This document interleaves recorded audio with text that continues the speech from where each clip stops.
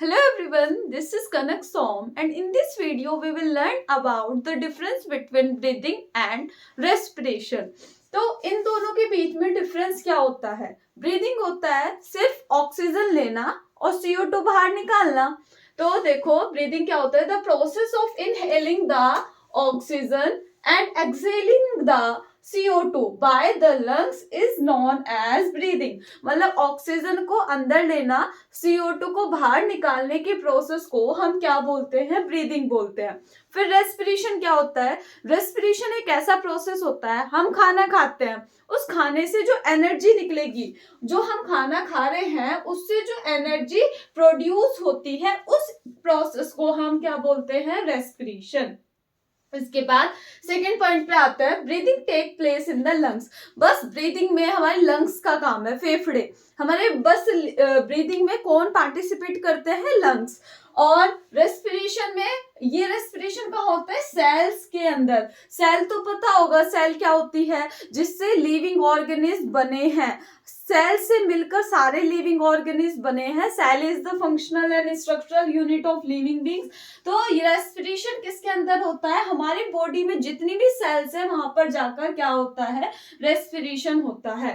ये एक physical process है, ये एक बायोकेमिकल प्रोसेस है। मतलब इसमें फिजिकल हमारे ऑर्गन एक्ट कर रहे हैं, लेकिन यहाँ पर क्या हो रहा है? लिविंग ऑर्गेनिज्म की सेल के अंदर कोई केमिकल रिएक्शन होगी, तो इस वजह से इसको हम बायोकेमिकल प्रोसेस कहते हैं।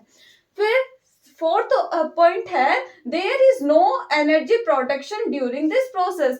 मतलब जब हम ब्रीदिंग कर रहे हैं, सांस ले रहे हैं, सांस छोड़ रहे हैं, तो उस टाइम पे कोई भी एनर्जी प्रोडक्शन नहीं होता, कोई भी नई एनर्जी नहीं बनती। लेकिन रेस्पिरेशन के टाइम पर एनर्जी बनती है, और वो भी किस फॉर्म में? एटीपी की फॉर्म में, जिसे हम बोलते हैं एडिनोसिन ट्राइफॉस्फेट।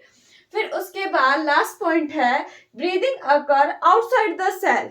भाई सेल में तो होती ही नहीं है ये, तो सेल के बाहर ही ब्रीदिंग होता है, तो इसलिए इसे बोलते हैं एक्स्ट्रा सेल्यूलर प्रोसेस। और रेस्पिरेशन सेल के अंदर होता है, इसलिए इसको इंट्रा सेल्यूलर प्रोसेस बोलते हैं।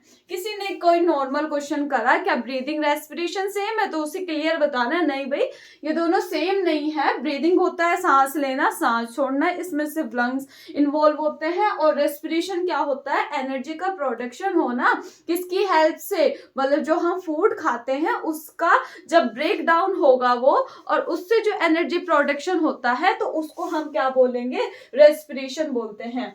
ग्लूकोज के फॉर्म में, जो जैसे रोटी खाई, रोटी किस फॉर्म में होती है? स्टार्च की फॉर्म में होती है, उसका छोटी यूनिट क्या होती है? ग्लूकोज। तो जब ग्लूकोज को ब्रेक डाउन किया जाता है तो उससे एनर्जी प्रोडक्शन होता है, उस प्रोसेस को हम रेस्पिरेशन बोलते हैं। रेस्पिरेशन के सेल के अंदर होता है, और ये बायोकेमिकल प्रोसेस होता है। इसमें जो एनर्जी निकलती है वो किस फॉर्म में निकलती है? एटीपी।